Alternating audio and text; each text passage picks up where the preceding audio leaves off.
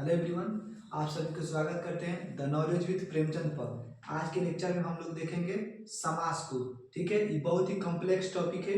इसको हम लोग एकदम सरल भाषा में बनाकर देखेंगे। जो समास जो है ना, वो काफ़ी एग्जाम पॉइंट ऑफ व्यू से काफ़ी महत्वपूर्ण टॉपिक है। ये हर बार बिहार बोर्ड हो या अन्य जो छोटे मोटे एग्जाम होते हैं उसमें हर बार एक या दो क्वेश्चन हमेशा रहता ही है। अमूमन आपको हर पेपर में एक, हिंदी के पेपर में एक या दो क्वेश्चन समास से मिल जाएगा।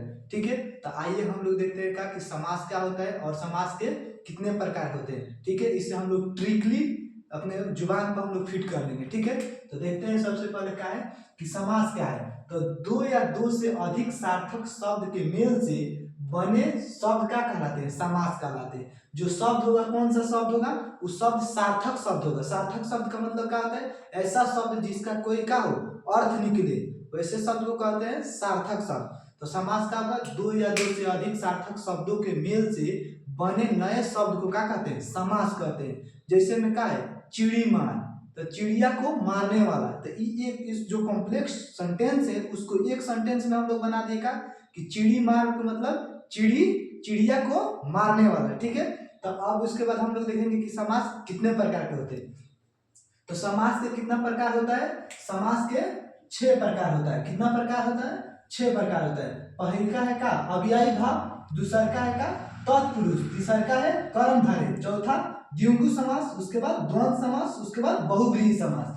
तो जो अव्ययी भाव समास होता है इसमें हम लोग ज्यादातर उपस्वर्ग को देखते हैं। उपस्वर्ग क्या होता है? तो उपस्वर्ग किसी भी शब्द के आगे लगने वाला जो शब्द होता है ना, वो उपस्वर्ग होता है। ठीक है, और तत्पुरुष समास में हम लोग कारक चिन्ह देखते हैं। कर्ता ने कर्म को कर्ण से ऐसे जो है आगे संप्रदान के लिए अपादान से अलग होने में ये देखते हैं। कर्मधारय समास में जो प्रथम पद होता है ना, वो दूसरे पद की क्या करता है? विशेषता बताता है। ठीक है, क्या करेगा? विशेषता बताएगा।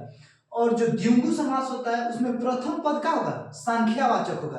कोई ना कोई संख्या अर्थात नंबर की क्या करेगा? परिकल्पना करेगा। चौराहा, नवरात्र, त्रिभुज, ये सब क्या हो जाएगा? द्विगु समास का एग्जाम्पल हो जाएगा। ठीक है, और द्वंद्व जो समास होता है वो द्वंद्व समास होगा कि जिसमें दोनों पद का हो, प्रधान हो। जैसे कहेंगे भाई और बहन, दोनों पद हुआ। कहेंगे दिन रात, दोनों पद हुआ प्रधान। ठीक है, और बहुव्रीहि समास होता है, वो क्या करेगा? तीसरे पद की क्या करेगा? विशेषता बताएगा। तीसरे पद की मतलब कि अपने पद की छोड़कर दूसरे पद या तीसरे पद की विशेषता बताएगा। जैसे में है का दशानन, तो दशानन के मतलब क्या हुआ कि 10 हो आनंद अर्थात रावण।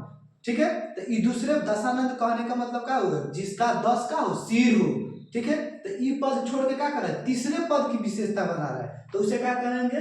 बहुव्रीहि समास है। ठीक है, तो इसको हम लोग क्या करते हैं कि अब डिटेल से पढ़ते हैं। तो डिटेल में भी पढ़ेंगे कि अव्ययी भाव समास है। तो इस समास का जो पहचानने का तरीका है, उस समास के लास्ट में यथा रहेगा, पहले आ रहेगा, भ रहेगा, अनु रहेगा, प्रति रहे, नि रहे। जैसे क्या है? प्रति है तो प्रतिदिन, प्रतिदिन कौन सा समास हो गया बाबू? तो प्रतिदिन हो गया का प्रतिदिन अव्ययी भाव होगा। यथासंभव कौन सा समास है?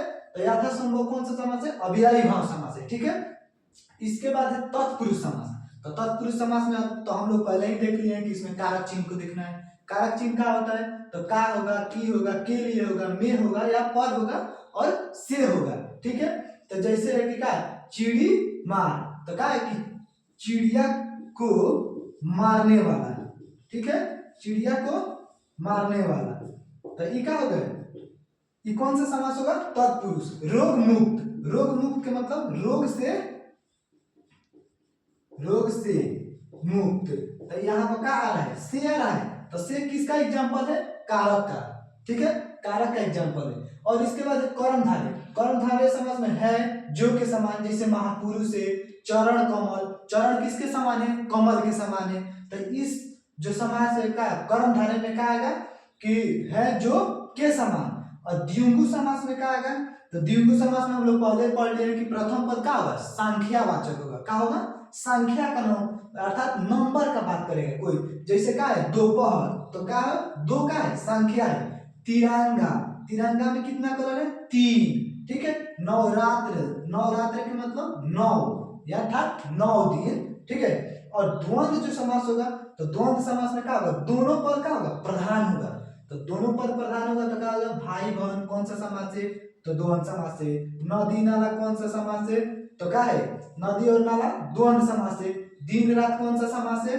तो द्वंद्व समास है। द्वंद्व का मतलब ही होता है झगड़ा। तो झगड़ा किस में होगा?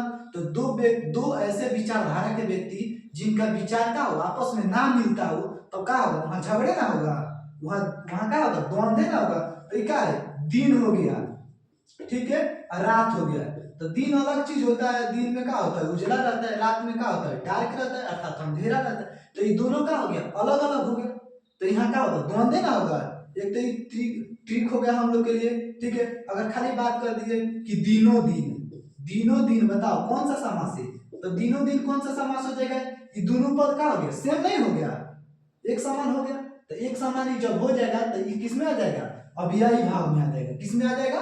अव्ययी भाव में। अगर खाली बात कर दिए कि रातों रात, तो ये कौन सा समास का एग्जांपल हो जाएगा? अव्ययी भाव के। अगर खाली बात कर दिए कि दिन रात, तो दिन रात कौन हो जाएगा? इस हो जाएगा द्वंद्व समास, ठीक है। अब बात करते हैं हम लोग का इसका, तो बहुव्रीहि समास का। तो बहुव्रीहि समास में ज्यादातर हम लोग देवताओं के नाम को क्या करते हैं? जिक्र करते हैं बहुव्रीहि समास में। गजानन, ठीक है, गजानन अर्थात गणेश। पीताम्बर, पीताम्बर किसको बोला जाता है? कृष्ण भगवान को। किसको बोलते हैं?